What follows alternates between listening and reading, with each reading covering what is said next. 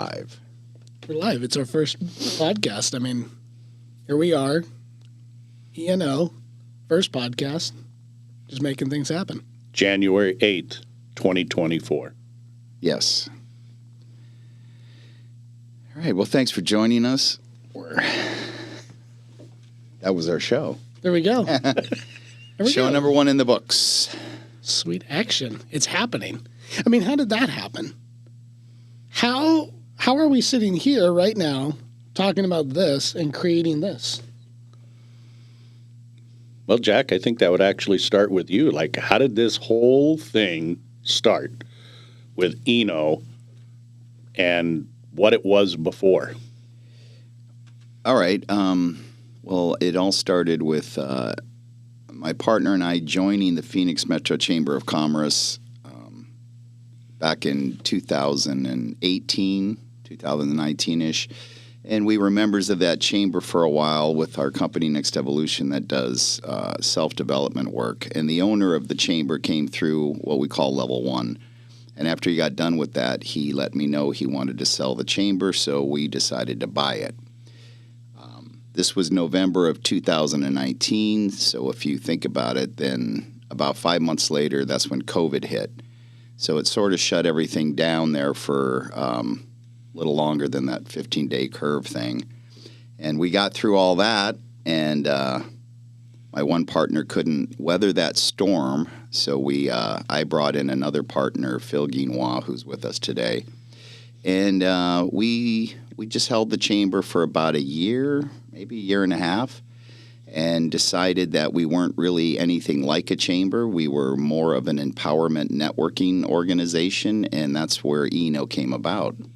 ENO, Empowerment Networking Organization, which I believe we really launched that, and correct me if I'm wrong, I'm thinking the idea probably around April of 2023, right? This year just passed by. And that's when we decided to change the name, slowly transform it from the Phoenix Metro Chamber to the Empowerment Networking Organization, and add in what we call our mastermind groups, which are extremely powerful, innovative networking groups. And that's where we're at this point. That's how ENO came about.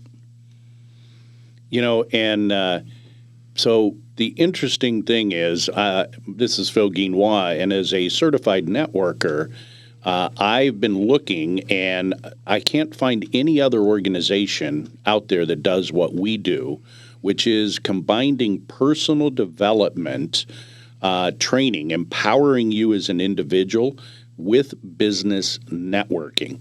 Typically what I found in 30 years of building businesses through networking groups, both in chambers of commerce, small independent networking groups, and very large international networking organizations, is that an entrepreneur, a small business owner, solopreneur, they know they need to get out and network, so they start networking.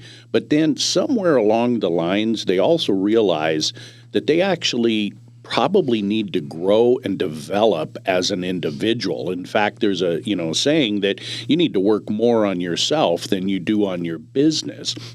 And so we're the only organization that actually combines both of those. And Jack, since you bought it back when it was the Phoenix Metro Chamber of Commerce, one of the things that you put into place automatically and from the very beginning was actually allowing every member who joins our organization to attend what we call level 1. That's our nickname for it. It's actually called Achieving Business and Life Success. That is a 2.5-day immersion course. They actually get that for free. So that would be like getting a Tony Robbins or a Landmark Forum or a Basic training with their networking group. I don't know anybody else that does that. And so that's one of the things that has really made us unique and innovative in the market space of business networkings. Yeah, absolutely. And that was done on purpose because of the understanding of what culture is and what you need to do to create we'll call it a winning culture.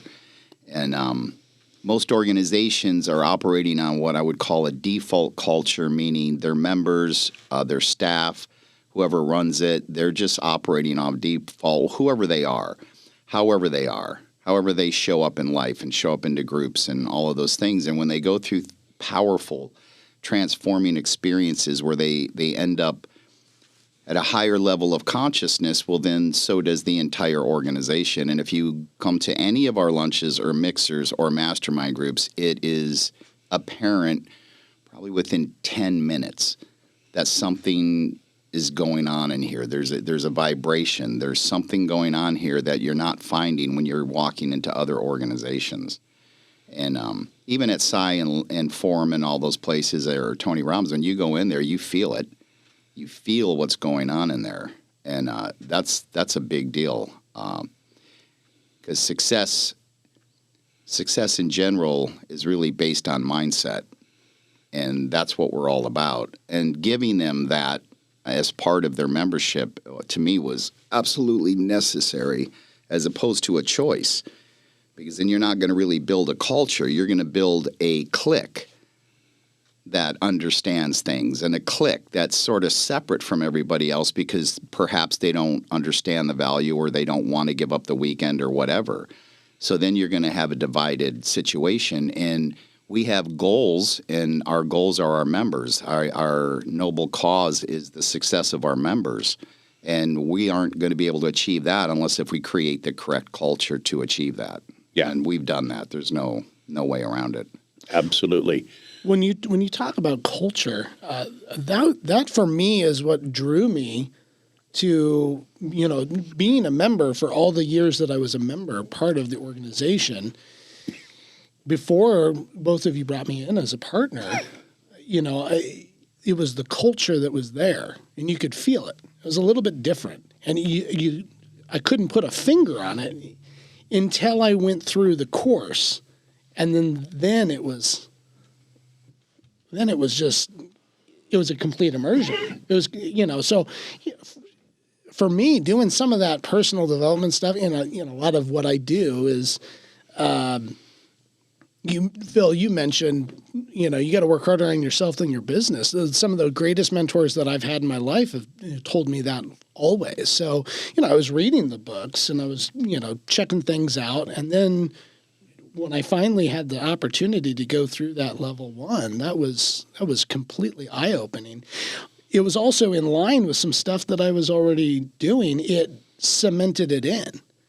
And then walking out of there, you just see the culture then just was right there. You could see it. Once you experience some of that stuff, then all of a sudden it was like, wow, there is something here. Yeah. Well, it was in the Phoenix Metro Chamber, it started to show up in there because members would get offered a free seat. I don't know what percentage exactly took advantage of that offer, yet the ones that did, anytime you were in a meeting with those people attending that meeting, you could feel the difference in what was going on. So by creating it into ENO, we were able to create mastermind groups that going through level one is part of what you have to do to get into the mastermind group, and that was it. Once that happened, then there was no way around it. You were going to go into a room or a group of people meeting to network that were going to be extremely powerful and have a different language, different mindset, different consciousness than what they had before they ever walked in here. So that's what I mean. All we've done is create something so extraordinarily valuable that there's no way it wouldn't work. There's just no way. And as a certified networker, one of the things that I noticed back in the day when it was the Phoenix Metro Chamber, and still notice today, is that, our members that had done the training, and in the beginning, it was just a few that had done the training, right? Yeah. But what we noticed is they were head and shoulders better networkers than the other members. Now, I'm not saying that to say that they're a better human being. They just had a different skill set, a mindset that they got through that level one training. And so we noticed that they communicated better, that they were much more about cooperation and collaboration and not in a scarcity mindset or a competition mindset, which shows up in a lot of networking organizations. And I think that there's a couple reasons that shows up. So let me give you an example. If you've got two health insurance agents in a networking organization, they typically are probably going to be fairly cordial to each other at events, but at the end of the day, they kind of walk away and they're thinking in their head, competition, right? I have to win, they have to lose, I need to pay my bills, etc. And I think there's a couple reasons. Obviously, that's, kind of human nature. It's survival of the fittest, right? However, I think that a big piece of that also falls into that networking organizations, by default, they don't even know it, maybe, but by default, they've taught that mentality in that they don't actually collaborate with other networking organizations because of that same mindset. Well, if I collaborate with you, then you might steal my member, or my member might want to go over and be a member with you. And I think what makes us different at ENO is that we look at it and say, look, you have a value proposition as a networking organization. We have a value proposition, and they're probably different. And if you're of the same mindset as we are about collaborating and cooperating, we can actually do things together. And so in that example of health insurance agents, we've actually seen members that are in same categories or similar categories actually, after doing the training, level 1, come out and work together and elevate each other. Whether it was a podcast or a live or whatever, they figured out how to do things together that helped raise both of them versus I got to win and somebody else has to lose. And Micah, you've actually had some experience with that with one of our members that went through the training and prior to that training had a completely different mindset. You want to share a little bit about that, Mike? Yeah, trying to think about exactly who it is that you're referring to here. However, there's a handful of members that have gone through the training and they've walked out of it. They're going, "Oh wow, that's impactful."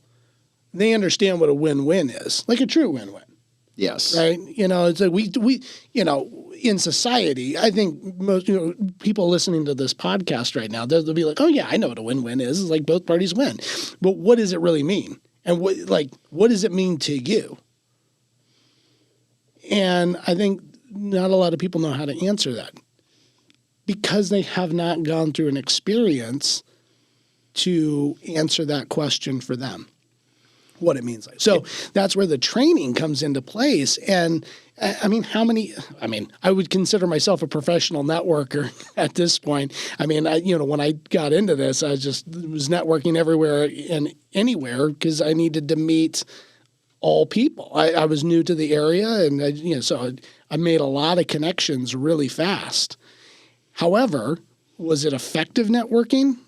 No, not really. And, I met a lot of people. However, was business getting done from there? A little bit of business here and there. But however, moving forward, I think it comes down to the training. It comes down to those win-win situations. And really when that environment's around and it's on the forefront of everyone's mind of, really what is a win-win and purposely creating those situations. Now, all of a sudden, you have those deeper connections, those deeper relationships. People want to get more engaged. They want to provide more, and it's reciprocal. And, it's like breathing, right? We can sit there and, inhale, but however, we can't do that all the time. At some point, we have to exhale. And same thing with the breath. It's impossible to simply exhale continuously. At some point, you're going to have to inhale. So I think that's a lot of the environment that we went through. I'm still thinking of the person that that you're talking about. However, there's so many lives that I think I've had an impact in. Just introducing the work to them. Yeah. Well, and here's what's interesting, and you mentioned win-win, and you said, we all know what a win-win is, right? And I think that we know it in a surface way, right? And as a buzzword out there in the world, right? But I think what happens at ENO and in the level 1 is people get it at a molecular level, completely different because of that experience that they don't understand going into that. And it literally, because it is a molecular experience, it changes what it looks like for them going forward. Yeah. Yeah. Well, I think a part of it is if you look at something like a level 1, a level 2, this type of work, and then you go into, the history of the work and how available is it really? And most people just don't know about it. I mean, it's been around since 1970. There's really, Sci Seminar and Landmark Forum were the big ones. And they've been around and they're still around. I don't really count Tony Robbins. I've been to his event. It's not quite the same. It's the Tony Robbins show, and you are there. And it's powerful and it's awesome. And if you get a chance to do it, go ahead and do it. Yet when it was completely different when I went into Landmark or Sci, these were different things. Werner Erhard and Thomas Wilhite, they had created something so unique. They referred to it, if you look into like Wikipedia or whatever, large group awareness training, and you hear buzzword like workshops. Nope, doesn't even come close. Seminar, nope, doesn't even come close. I didn't like any of those words because they didn't even come close to describing. The only thing I could find that could describe it was an experience. And that was it. And the truth is, if you went and talked to 1,000 people, you would only find a handful that have ever had the experience. So it's easy for a networking group or a company to offer workshops and things like that. And I think for a lot of our members, that's what they thought. I've heard it. Margine. Oh, I went because it was part of my membership, but I thought it would just be some lame workshop bullcrap thing. Craig, just thought I was some just wacko dude or something. And then he comes in and finds out, oh my God, this experience there's nowhere else on the planet to have this experience. And that's why I bought the chamber. I was like, there's nobody that'll come close to what we're doing because of that piece. Otherwise, we'd just be another networking group, yes or no? Absolutely. That would be it. So, Jack, let me ask you this. So, you mentioned Landmark Education and Sci Seminar. You did a lot in both of those. I did a lot in Landmark Education. How did this come about for you to create what you've created? How was that, and what was the process for you? The process was when I had went through, the levels of Sci Seminar, it had transformed my life. My life wasn't working at any level. And so I was an oddball in that room. Most people that go into this work are pretty much professional people. And I was a little bit of an oddball. My life didn't work at any level, and then I go through this stuff and I transform the man, who I am. And I couldn't do that for 10 years of self-development, books, tapes, even a Tony Robbins event. None of that stuff worked. The immersion into the work and the synergy of the people in the work helped me to transform. So at that point, I went to the director in Vegas of Sci Seminar, and I questioned about facilitating for them and what that would look like. And they said, well, I think, I don't know, it was an 8 or 9 year journey to get to the point where you're going to get to the front of the room. And I don't know, she told me the fastest guy, it might have been 6 years or something. And that just didn't click in my head very well. So I ended up coming to Phoenix to do something called Omega Vector with this guy, George Adair, which this guy's awesome. And he had a nonprofit organization. And I went through that, and I liked what they were doing, and a main part for them that I would just separate Omega Vector from Sci or Landmark was this guy was all about the work. There was no money, nothing about money. He was not about any money or attempting to get money or push people or do anything. And I liked it. I was glad I got to experience and see that example. And so when I got done with that, I thought, well, They're in Phoenix and Calgary. I will invite them to Vegas and help them build in Vegas and see how long it would take for me to facilitate for them. And I was going back and forth with his other trainer, Anne Marie, and it was going to him and her, and we were ping-ponging back and forth, and she was excited about it, and he was sort of poo-pooing on my emails, and all of a sudden an email came across. Because I was like, dude, you've got this great work. You've got to get it. I'm helping you to get to Vegas, and I'll help you get to other places. And he just gave me an email and said, you know what? I know what I'm doing and what I want to do. My best advice to you is go do your own thing. And that was it. I was like, all right, that's it. I'm not waiting 7 or 8 years. So then I decided to start working on it. In 2006 of June, I launched Achieve Mastery is what we called it back then.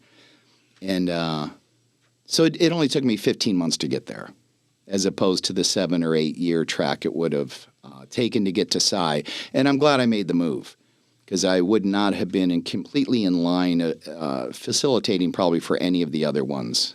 It was going to need to be the way that I envisioned it, the way that I saw it, the way that I feel about humanity and the world and empowering people. And that's pretty much where it came about. It went from Achieve Mastery to the nonprofit Creating a World That Works to Next Evolution, and finally found its home in ENO, in the Empowerment Networking Organization. And how many people approximately have you said that have gone through the training at different aspects of the training? I would say at this point, I don't know, 15,000 or 16,000 or something. We were never huge. I mean, we would do classes. They would get up into 60 or 70 people and down as low as 6 or 8. It really didn't matter to me how many people were in the room as long as there was enough to do it. There was no way to lose doing that, even if there was 6 people sitting there. And the reason is because it's about the change that people get out of the training, and because it's not about the financial side of it. No, it is for some people, and that's fine. There's nothing inherently right or wrong about anything. It's just, what's your motive? What are your intentions? Why are you doing this? And mine was because the work helped me to transform a life that wasn't working at any level. And I thought that was amazing, because I was about ready to give up at that point. I mean, you do Tony Robbins' event, you read every book. Think and Grow Rich, I could almost recite it.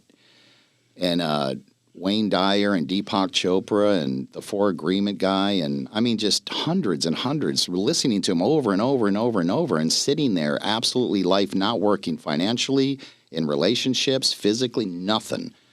And that all came from programming of, the environment and the world I grew up in as a child. That rendered me non-functioning when I went into the real world, which I did at 15. I mean, functioning a little. If you learn how to play guitar, you can function a little, especially in Vegas. They have cocktail waitresses. They take care of you, and you're a rock star and all that good stuff. That wears out at 30, though, for some reason.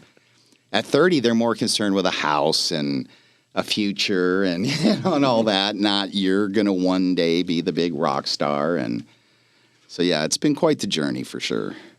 Jack, so buying the Phoenix Metro Chamber back in November of 2019, you must have had a fairly extensive background in networking and building businesses through networking. Well, I had a background in networking that said, I don't like this. It's lame. You go into a lunch or something and everyone's like shoving business cards at each other going, what do you do? It was almost a feeling like they're asking, what do you do? No, they don't care what you do. They want to tell you what they do. And it just seemed weird and awkward to me, and I did not like it. I joined, I believe it was the North Scottsdale maybe chamber or whatever, which, I mean, they're great people or whatever, but I paid the $600 or whatever. I went to 2 lunches. I went to one lunch, couldn't understand what was going on, went to the next lunch. I'm like, so I'm just going to keep walking around shoving business cards at everybody, and how's that going to get anyone in the room? And I didn't understand any of it. So I think I went to 2, and that was it. I bailed out, and they can keep the money, and I'm not doing that. There's got to be another way. So I went towards marketing, magazine ads, postcards, whatever. And none of that stuff was really working. But no, networking was not a fan.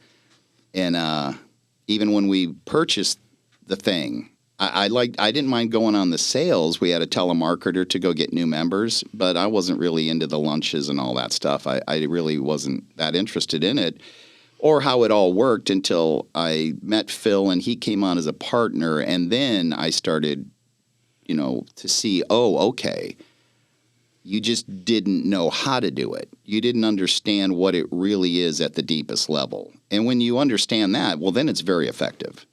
Then it's on. I can see how I went to work for a lady in Scottsdale, Eileen Rogers, and she owned what was called American Speedy Printing, then now it's Allegra. It's still sitting over there. I'm sure she might still own it or whatever. But she hired me because I had worked at several print shops and I was failing at sales because they would hand me a box of business cards and go knock through doors and just ask for quotes. And I'm not a cold caller. I didn't like that at all. There was many times I found myself wasting hours in a mall or something, avoiding knocking on the door, especially after the one door that I walked through and there was an office and a lady at a desk and there were some people sitting there and I had scratch pads, to give out. And I walked in and I was like, hey, I just want to drop off these scratch pads and my business card. And she looked at me and said, can you read? And I'm like, yeah. And she goes, it says no soliciting on the door. And I said, well, I'm not selling anything. I'm just giving you this stuff. And she said, you're wasting my effing time in front of everyone in the room. And I didn't know how to handle that. I was 32 and I just walked out the door and that was a shutdown. That's why I like to work. Because that shut down my brain. I wouldn't walk through any more doors after that. And then I got to Eileen Rogers, and she gave me a personality profile test when she hired me, like the one the courts use. And it came back, and it nailed me. She's like, you're not a morning person. You're an evening person, so you're going to do better in the later part of the day. You absolutely do not like cold calling or anything like that, but you're a relationship guy. So that's what I wanted. And she looked at me and she said, I don't need you to cold call. I never marketed this company. And she had the most successful American Speedy in the world, and there was 3,400 of them.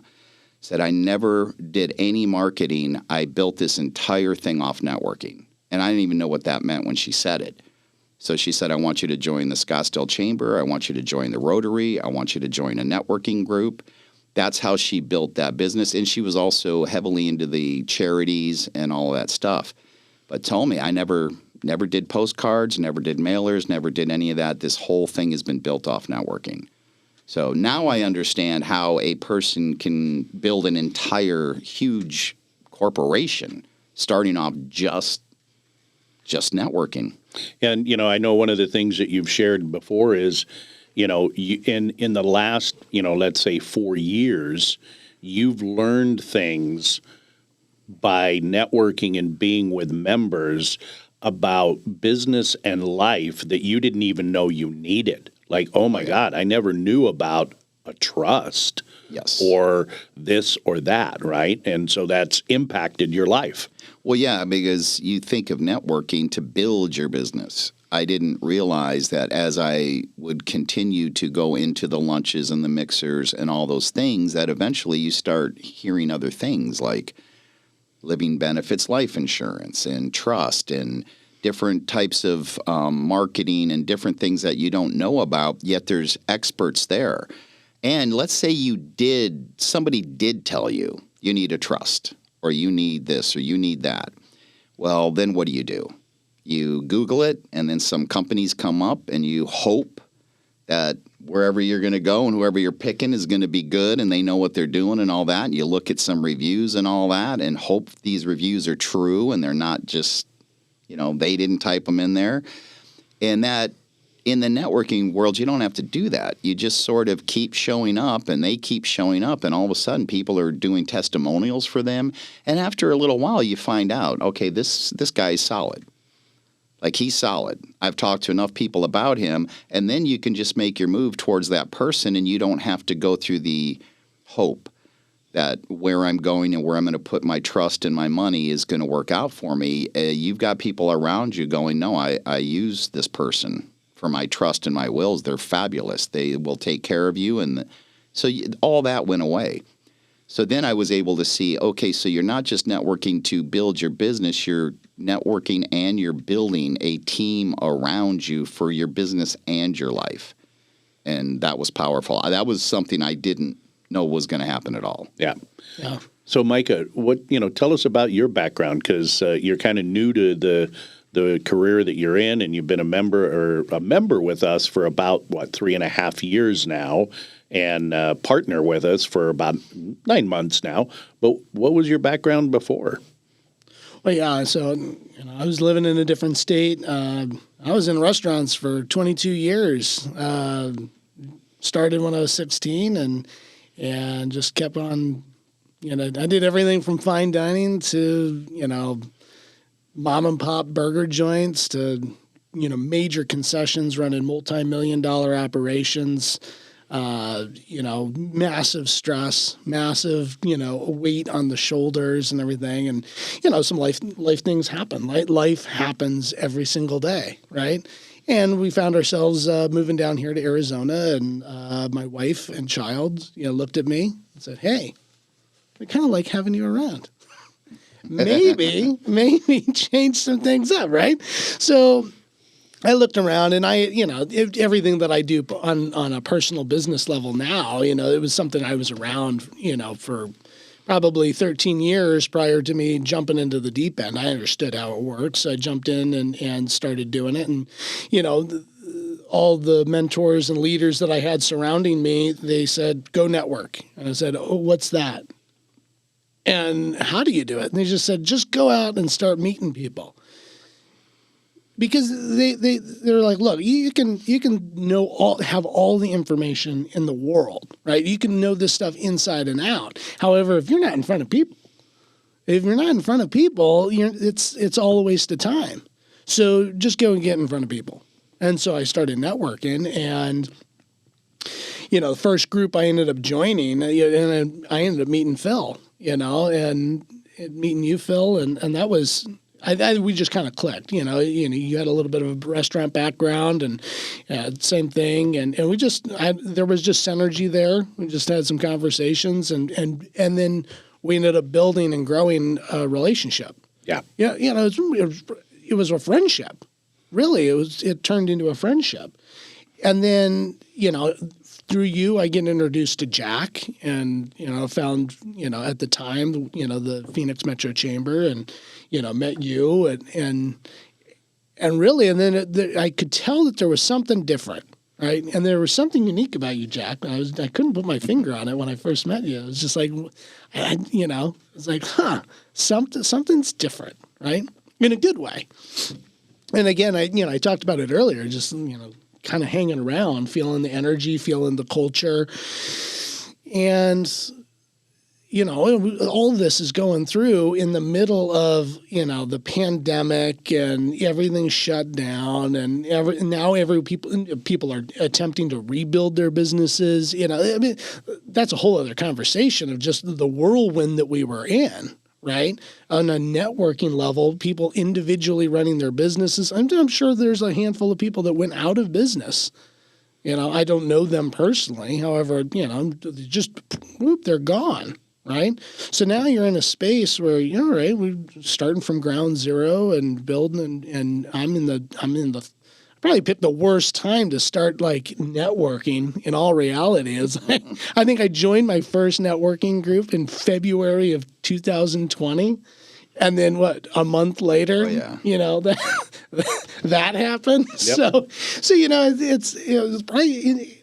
However, it's amazing what happens when you create the relationship, right? When you work on it, you start to hang around certain people. You understand them. You know what they're, why they're doing, what they're doing. And that too. I mean, they're the why, right? Why are you selling trust? Why are you building trust for people? Why are you a health insurance agent? Why are you doing digital marketing? What is that? But when you learn why they're doing it, all of a sudden there's trust that's. There's this sense of security there. You're like, oh, okay, I get it. And that's why. It's not just for a buck, right? They're not just doing that to, pay the bills. There's a drive for them. Yeah, and the ones that are doing it for a buck, it actually shows up pretty quickly, right? Oh, yeah, they'll be out in, 6 months, boom, they're gone. You're like, hey, where did that guy go? Or where did that person go? Where did that girl go? Well, like, whatever, right? And they're just like, oh, okay. Well, you find out who's actually in business, right? So, Jack, like one thing, you said something earlier that struck me. And it kind of goes back to some of the, the corporate stuff that I dealt with before, when you were with American Speedy and she gave you a personality test, be like, at the higher point, how many corporations are actually doing that now? And it's been slow to, how many years ago was that? I mean, that was probably 20 years ago when you were with American Speedy, 15 years ago, something like that. I was 32. So 30 years ago. So it was a while ago. Yeah. 30 years ago. Yeah. Almost 30 years ago. Okay, so 29 years ago. That was ahead of the time to be doing a personality test. Well, and plus she also did something else. She gave every employee $600 in educational bucks every year. And if you didn't use them, she questioned you. That's powerful right there. Like, use it. It's $600. Like, it's for personal development, any type of education that's going to enhance your job or your life. She didn't care. You want to go to Sci Seminar? You want to do that? You want to take a class on Excel? Whatever you want to do that's going to enhance your life, here's $600 free dollars. Go use it. And that's interesting, Jack, because, that's an area that here at ENO we're expanding upon is doing corporate trainings, where, and you've done that before with some fairly well-known mortgage industry companies and whatnot, where you've gone in and done a training for their mortgage people or their sales people, and those dollars can actually be used for what we provide. Yes. Yeah, and I think, I'm not sure, I'm not an accountant or a tax person, but I think for a corporation or a company, anything under $600 is a write-off for them. Per person. Yeah, per person. So if they put 100 people in, it doesn't matter. And it's highly effective when a company does that. The biggest example I know is there was a guy running VCA animal hospitals, if you've ever seen them, because they're all over the country and Canada. And he was like a big vice president over there. And I knew him because I bought the Vegas Dog magazine, and I was running that magazine, and VCA had a full-page ad that ran in the magazine every month, it was bi-monthly, every other month. And I would go see Steve, and we would talk, and we were fine. And then he bought the Dewey Animal Hospital over in Vegas. So he resigned from VCA and bought his own animal hospital. And he continued to advertise in the magazine. So about a year after he bought it, I went in to just talk to him about the magazine ad or something like that. And when we got done, he said, let me ask you a question. He said, this seminar stuff you do, that stuff, do you think it'd have an effect if you did it with my employees? And this was the first time I was going to do something with an actual business or corporation.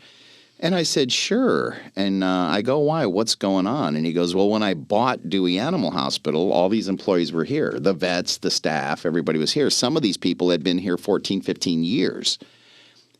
I like how he said, I made a gentleman's agreement to not fire anybody for a year. Just let them stay, let them operate. And he made that agreement. He goes, it's a year now. And I'm like, okay, what's going on? He goes, I want to fire all of them. So there was about 17 of them or 18 of them, plus himself and a couple of other people. And I said, oh, wow. And I said, what's going on? And he said, these are the most dysfunctional people I've ever seen. Even the vets. Doesn't matter. They're all petty, and the staff is against the management's against staff. Staff doesn't like the management. They don't get along, da-da-da-da. And at this point, he had also fallen off a roof, taking Christmas lights down, and he was probably about 58 or something. Broke both feet, ankles, the whole bit. So he's sort of like crutching around with all that going on. So I said, okay, let's set up a weekend for just your company. And he actually had a big training room over there. So we actually held it in his facility. And the night we came in there to start, so we were going to go Friday night, all day Saturday, all day Sunday. So he not only paid us, he had to pay all of them, double time, time and a half, whatever he had to pay all them to be there. So when I got there with my buddy Sam Farr, who was going to staff this with me, we walk in there, and I never seen a more hostile bunch of people that were totally pissed off about being there, even though they were getting paid the whole time, all this double time and all that. You'd think maybe they'd be happy, right? I'm going to make triple bank on this. They were pissed. Arms folded, skulls on their face and all that stuff. So I get ready to come up to the front of the room, and then Steve, who's in with them, they're all sitting there together. Steve crutches himself up on his crutches and starts talking to them. And he starts talking like, okay, so everybody, I know, I asked you to be here. He got maybe a sentence out. And everybody else just started turning to the person next to him and just talking. Oh, wow. Oh, I'm not kidding. That's crazy. I'm sitting there like, and this guy's on crutches standing up on his crutches. The rest of them completely ignored him and started to talk over him. And I'm just standing there like, whoa. Now, this guy, Sam Farr, that I'm with, that I brought in, Sam Farr is like a millionaire who owns Nevada Crystal Premium. He just loves the work. He had done the work years ago. It's why he was a millionaire. So I didn't say anything right away. I'm just watching this. And then Sam Farr, he just goes, hey, pretty loud voice. And they all stopped, and he said, this man is talking. He's the one who signed your paychecks. Listen to him. Oh, they shut up, and they let him finish, but that pissed him off more. So that was a tough crowd. And Friday night was tough in there, and Saturday was tough till about midway. And then it started to open up. And then Saturday night, Saturday ended, and by Sunday, it was a completely different reality in there. Sunday afternoon, many of them were crying, hugging each other. I mean, it just broke down all the barriers of the us against them. There was a powerful experience we did where we actually had the staff on one part of the experience, and we had all those upper levels and the vets on the other part. And it was funny. The vets figured it out pretty quick. The staff never did. They were going for the juggler the whole time. And when it all ended, it just shocked everybody when they saw what was going on, because it's really a reflection. It's like a huge mirror of how you're showing up. So when it all got done, everything was different. Now, we use not whiteboards. We use the big, huge pads and all that, and we do a lot of stuff on the pads, and then we stick them up on the walls. And in a hotel or whatever, you just pull them off the wall when you're done. They had asked me, can we leave these up here? And I said, sure, leave them. They're yours. And I asked the owner, can you give me a what do they call it? A testimonial for corporate training, because I'd like to get into that. And he said, yeah, I'll give you a testimonial in 6 months. And I said, why 6 months? And he goes, well, I want to make sure this sticks, that this just isn't, by next week we're all doing the same thing again. And I said, okay, I'll see you in 6 months. So 6 months later, we went to lunch, and I said, so can I get the testimonial? And he goes, absolutely.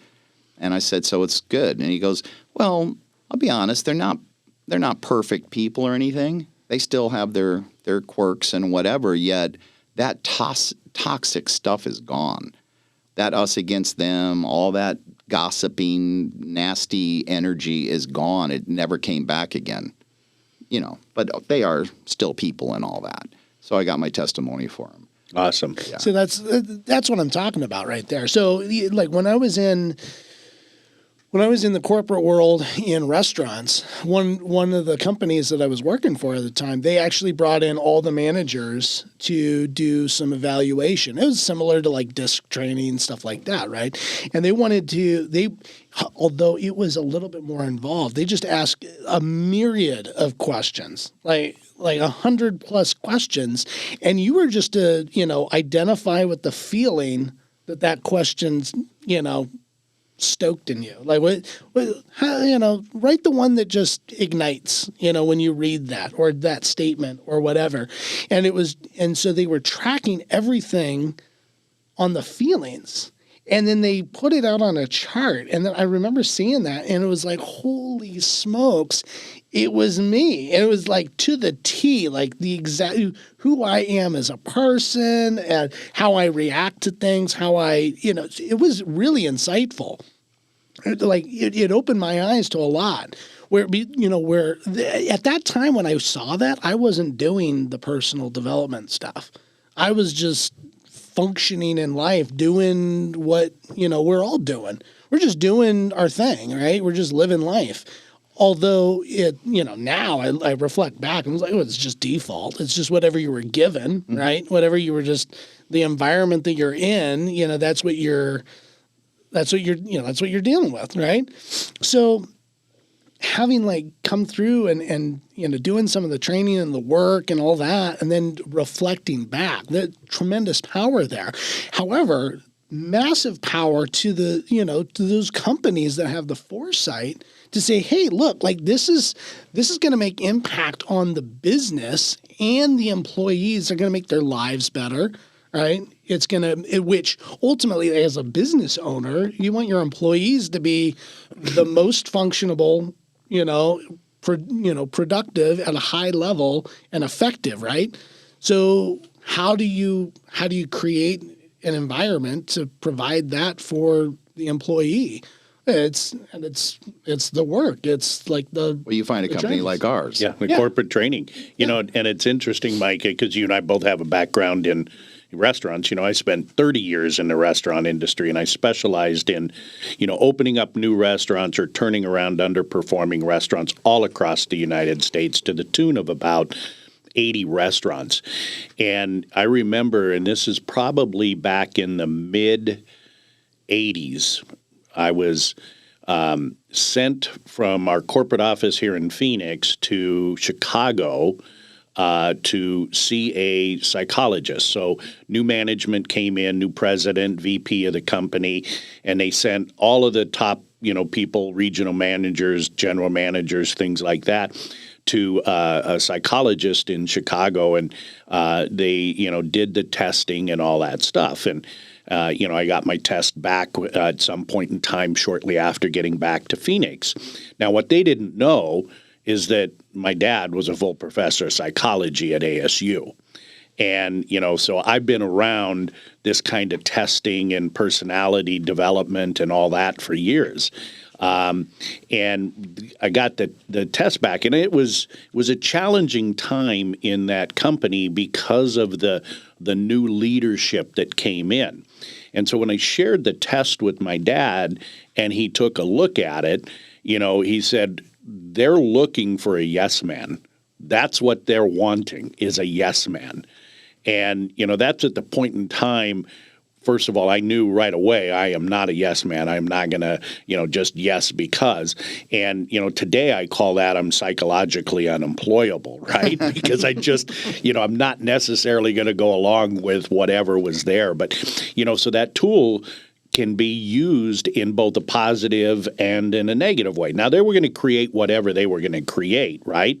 But I was not a part of that plan for them. And I like what we do here at the Empowerment Networking Organization, because we actually empower people, to be their best from where they're at, not try to break them down and rebuild them to something that you actually want them to be, right. Which is, at the end of it, Jack, that's really manipulation, right? Yeah. Well, yeah, it is. And usually the manipulation is based on dollars. It's based on money. That's just the way it is sometimes. Yeah. Sometimes in the world. But yeah, I think the veterinarian hospital is where I saw clearly that distinction between a default program and a default culture and a winning culture, because that's really what was going on. He was dealing with a bunch of people that they were hired, and you just get what you get, whatever you get from them. They may be petty, they may be gossipers, they may be great employees, they may be lazy, they may be. You just got this whole array of things. And if you know anything about sports, you get even one of those on your team. And it can be like a cancer to a body. It can just take down everybody else. Well, that's what was going on in there. And when we left and I met with them 6 months later, what we had established was a winning culture where we had set it all up. They went through the experience to open up and find out that they do have integrity. And what win-win really is, and be impeccable with their word, and compassionate with each other, and understanding each other, and supporting each other, and creating synergy. None of those things were just built into those people. And being compassionate with themselves. And themselves, yes. Yeah. So real quick, Jack, I want to move on to another topic, but so what are we've got 3 courses. What are the courses that we have, and what are they kind of designed to do, in a quick little snippet about what each one is? Well, level 1 is the basic course, Achieving Life and Business Success, which builds the foundation for everything else that'll happen. It's why it was tough to even market it. When you put something on there like life-transforming experience, people just don't wrap their head around. Most of them have no idea. Like that hospital had no idea. I mean, you just think, you've been to workshops, right? You've been to little things. You go to a workshop, you do a this, you do a that. They had no idea the power that they were walking into and what was going to happen to them after that. So when they go through level 1, we've created it as a 2.5-day experience, Friday evening, all day Saturday, all day Sunday. From there, if they choose, they can move to level 2. It's called Breakthrough. So it's more of an advanced. The beginning one, there's a lot of experiences. There's lectures, a thing going on. In the level 2, there's more movement. There's more things that you're doing. And you've got your foundation. So I guess we could say this. You have the language now. So you have the foundation. So now you're ready to build on deeper concepts. You're willing to move through a new threshold, a different level of what's going on in the human experience. And then from there, if they choose, they can move into the 60-day challenge, which we just started one yesterday. And that's where they're going to go onto a team, and there's going to be coaches. There's going to be some goals set up. The goals are great. They're secondary to me. I think the experience is the main part, and the transformation you'll have. When you're in for a weekend, that's powerful. But if that's all you did, let's say a person, that's all they did.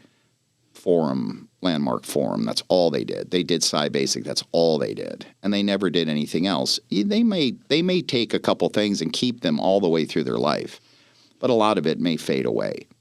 When you get into like that 60-day challenge, that's going to be the big one, because that's not going away. That's not 2.5 days and you're back out into the world.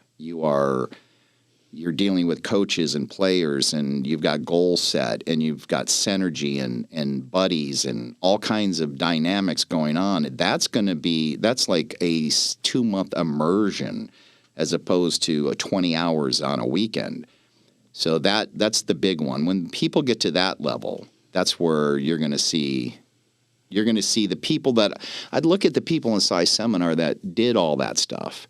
And not only that stuff, I call that the 2 sides of the coin. They did all the receiving. I've done level 1. I've done level 2. I've done the challenge. They go to the other side. Both sides have power. The other side is a massive amount of power. It's the giving side. Now I'm staffing and helping people go through level 1 and level 2, or I'm coaching people in the 60-day challenge. And I noticed in Sci Seminar that the people that not necessarily became fanatical, or that this is, all they do and that's all they talk about and they won't talk about anything else. They were balanced. Yet I had friends inside that were millionaires because of the work. Like went from construction worker to millionaire. And you find out, well, why? How did that? Well, because before Psi, I thought that's all I could do.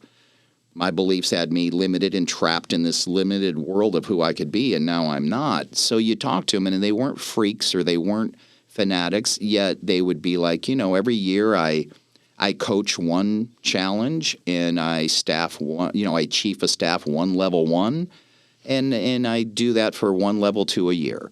And that's what I do now. How long have you been involved? 20 years. Okay, so then you hang out with them, and you find out they're not like the rest of the people. They're just not. Their families aren't. The way they interact with the world and themselves, they're just not. They're at a whole different level of life. And I saw it and I wanted it. Yeah. I wanted that. Well, and I think, and we'll switch here in a second, but I think one of the other things that's worthy of noting is that when somebody does our level 1, achieving business and life success, whether they are an ENO member or they are the general Joe, public person that comes to us, because it is open to everybody, yes, not just the members of our networking organization. They can re-audit that class, that course, level 1, as many times as they want for the rest of their life. Yes. And that audit, can look like they sit in as a participant again. An audit can also be like what you just said. They're actually staffing the event and getting it from a whole different perspective. But that's unique, because I don't know of any other organization that actually allows you to re-audit, pretty much for the rest of your life anytime you want. Yeah, and that's on purpose too, because you can only you're going to retain much more from, we'll say, a level 1 weekend than if you read the 4 agreements. A great book, you can read it, but then people will read it, and I'll ask them a month later, what are the 4 agreements? And they don't know. They don't know any of them. Well, it's a book. It's not an experience, right? Yeah, so like 10, they regain 10%, yet you don't know. Well, I will give you this. If you don't know the 4 agreements 30 days later, there's no way you can consciously utilize them. Yep. Yeah. Yeah. Well, and even what we're talking about of like re-auditing or staffing and all that stuff. It's no different than, hey, we're at the beginning of the year. It's January. Yep. How many resolutions are already just, gone and done? Well, it's the 8th. Almost half of them are. Yeah, at probably. least, yeah. Absolutely. Well, and the reason is because how long does it take to create a new habit? Minimum 21 days. Yeah, minimum 21 days. You have to immerse yourself into what it is that you want to do to create the habit. And so your whole life, everyone's life, is just a culmination of habit after habit after habit. And it's just choice. Yeah. Like, what habits do you want to have? So if you want full transformation, like what you wanted, Jack, and you found something to really, make your life work, you plugged in. You plugged in, and it wasn't just a weekend. It was, doing it a couple of times and getting the information so that it was solid and you're creating the habits. It's no different than, people and their money, right? And the habits that they have with their money, right? It's some of the best savers in the world. Well, they have a habit of saving. Other people that struggle with money is they have a habit of spending money, and that's just it. And so it comes down to the habits that we have. And how do you, what is it that you want? What do you want in this world? What do you want in this life, right? Well, and you said, plugged in, and, a mentor of mine always says, you could buy a $20,000 amazing home theater stereo system, but if you don't plug it in, it's not going to work, right? So, here's the thing. When we're talking about plugging in, sure, it's just a term to you're just getting information, or you're staying connected to the things that you want to be connected to, right? We're all people. We're all human beings walking around with this umbilical cord, just looking for some place to plug into, just to be connected. Yeah. Oh, hey, like I want connection. I want this in my life. I want this or I want that or like. So find what it is that you want and plug into it. And guess what? You're going to get that, whatever it is that you plug into. Well, and you actually brought up a good point, and this will help transition to this last little piece is, people want to be plugged in. And, Jack, when you bought the Phoenix Metro Chamber and then, 4 months later brought me in as a partner, and obviously in 2020, we got shut down, right? Multiple times. Yes. And had to go to Zooms, right? Yeah. And, by September, when we were able to open back up for meeting in person, we've never looked back since then for that exact reason, because you and I and Micah know that, and people know this, right? They need to be around other people. And so we have never gone back since then. Whatever it was, mid-September of 2020, we've been doing live events, and we do over 300 live events a year now, and that number is going to grow considerably this year. And sometimes those first few meetings for several months were 4 of us sitting around a table. But we never gave up on that piece of being in person. And I think that has set us apart coming out of 2020 and 2021 and even into 2022, that we were doing live events while a lot of other organizations were still doing Zoom events and networking online. And, some of them, most of them have started to come back to live events, but some of them are still limited in the number of live events. So I think that's huge. People want to be together. And I think, being together actually leads us to the next conversation that I think we wrap up with today in the next, 10 or 15 minutes that we have is, let's talk about our collaborative mastermind groups. They're exclusive collaborative mastermind groups. And how did that come about? So, Mike, I'm actually going to start with Jack. We stumbled across it, Phil. I mean, it was like, I don't know any other way to describe it other than I think we just tripped over it. Yeah. Didn't we? It was over several weeks, just different things, And for you and I think it popped more for you and I because of the networking that I've done for 30 years and that you kind of really you took on. I've seen you, Micah, in the 3.5 or 4 years really grow and develop as a networker. And so we were all three having conversations, but I think for you and I, they were like bright light bulbs that popped for us. And we're like, what about this? And what about that? And then we shared it with you, Jack. And what was your response? Yeah, what was that response, Jack? That it looks good on paper? Yeah, that response.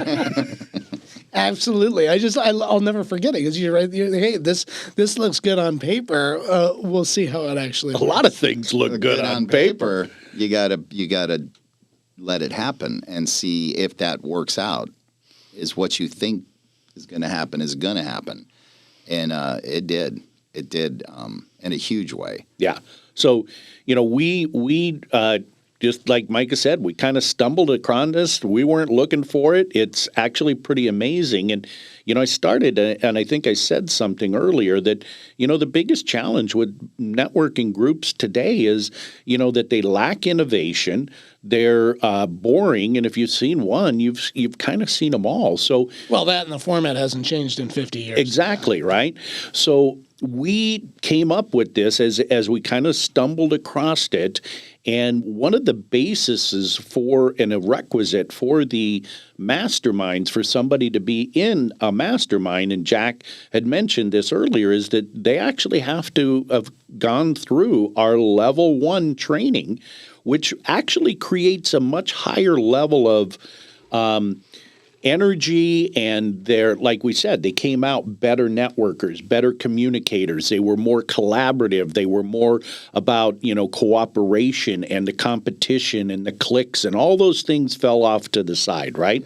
So we started in June of last year, 2023, and we did a training for a select group of people that wanted to be in it. It actually helped us launch the first 2 masterminds that we did. And so we did training, got them trained, and then launched those 2 mastermind groups in August, and they've been going since then, and we've already launched another mastermind group, and we've got about 2, maybe 4 more that are going to launch here in probably the next 30 days.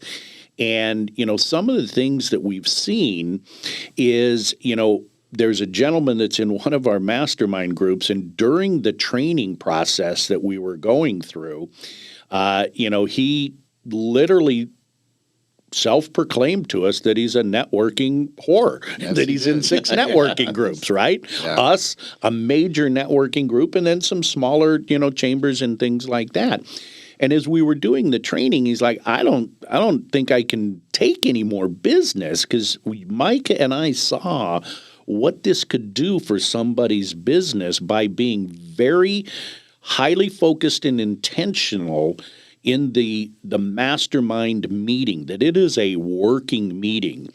And so this individual said that, I'm not sure I can take on any more business. I don't know, And then the next week we have the training, and it popped for him in a conversation that we had that he was like, oh, if I was getting that much business, I wouldn't need some of this other networking that I'm doing. And I could actually handle the business, to include looking at like, okay, well, what would it actually take to scale up your business?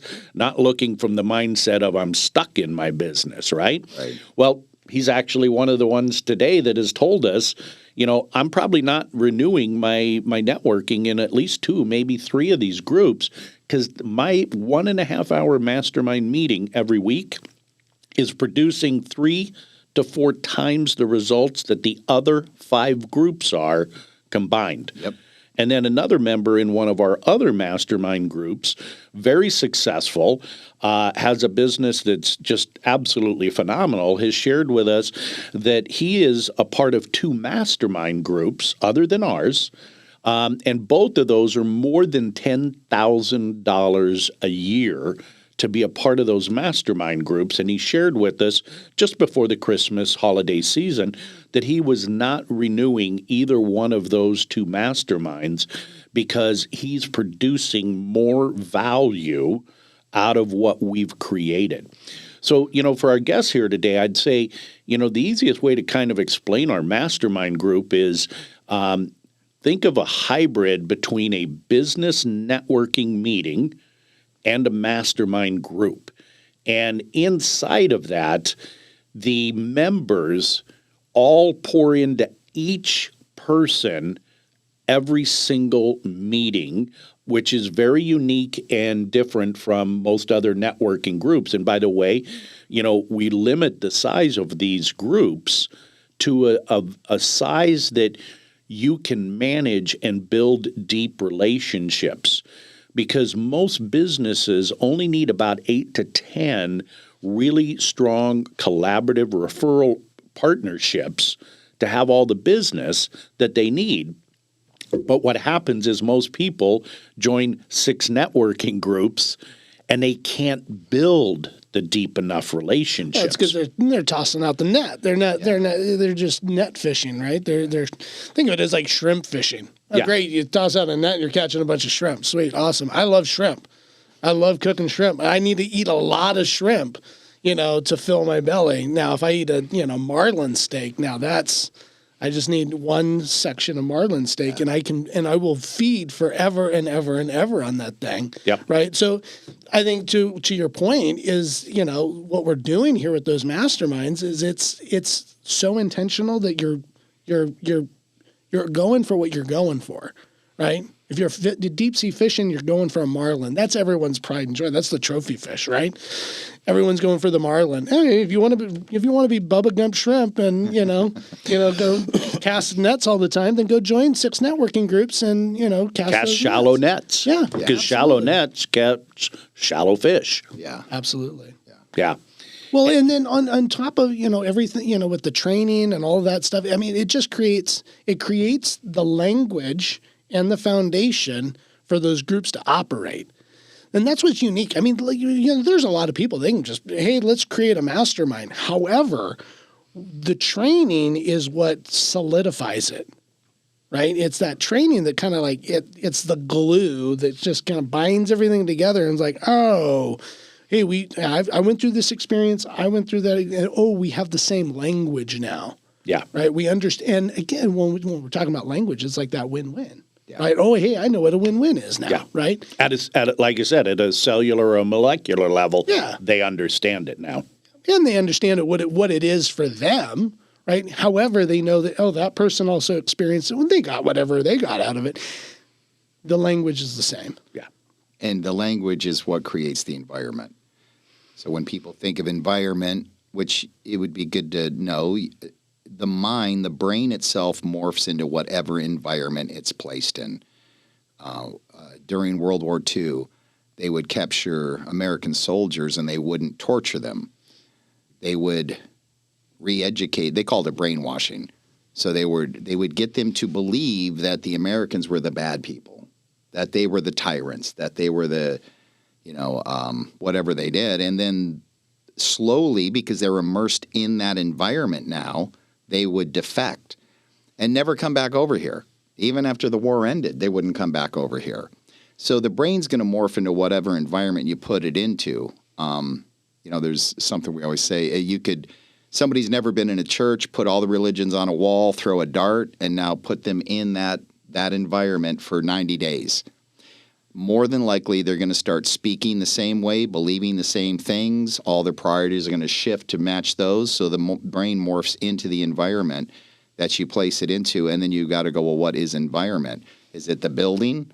Is it the people? No, it's going to be the language. It's going to be the philosophies, the message that creates the environment. So it's important when you go in, you're going to plug into something that you're going to be in a lot, like a networking group or something you're in every week, to understand their language, their values, their philosophies. Because it may look good and they may have things that are good, that work. You got to dig and make sure there's not fear, scarcity, manipulation, and other things going on in that environment, because if there is, it's going to affect you. And we are on that. We keep up on that. Absolutely. And the rest of the world just operates in that. Yes. Right? So. Yeah. So, I think to kind of wrap it up today, the best way for a guest, somebody that might be out there listening, to experience, maybe a little bit of what we've talked about here today is join us at one of our networking lunches and see if you feel the difference. Like Micah, we had guests last week at the lunch that was like, oh my God. Yeah. This was the most amazing networking that I've ever been to. And then the very next day, they came to one of our exclusive mastermind groups and said the exact same thing. Wow, this was powerful. So, you can find us at enosuccess.com. We're on Facebook. We have a Facebook group as well. And, and come and join us. Network with us.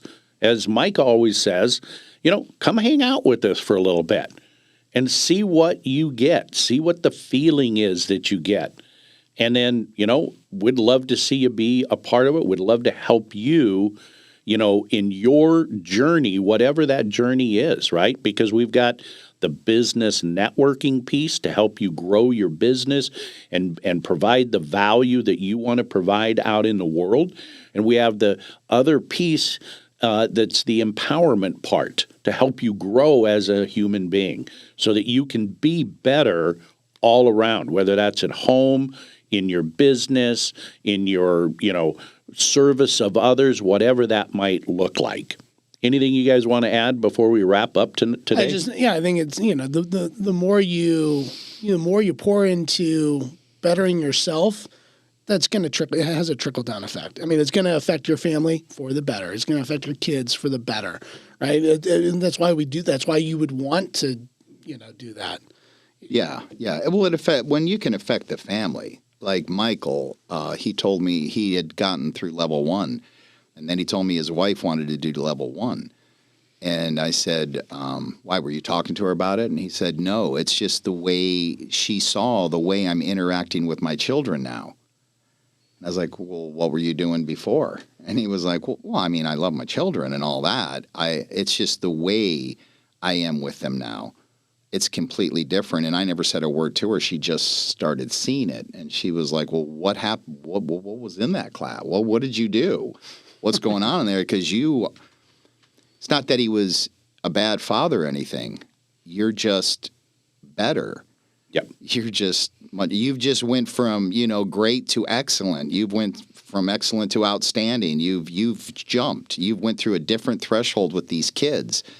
So somehow in that environment, come and check it out, because those are the type of results. So when your family notices, when your wife notices, when they can notice, that's powerful stuff. Yeah. Awesome. Holy smokes, guys. We did it. Our first podcast. First one in the books. I mean, I think that's something to be celebrated and, make mention of it. And You still got that bottle of champagne from yesterday? Oh, yeah, the Moet. Okay. Oh, yeah. Sweet action. Pop. All right. All righty. Should I hit the... I think it's a wrap. We're done.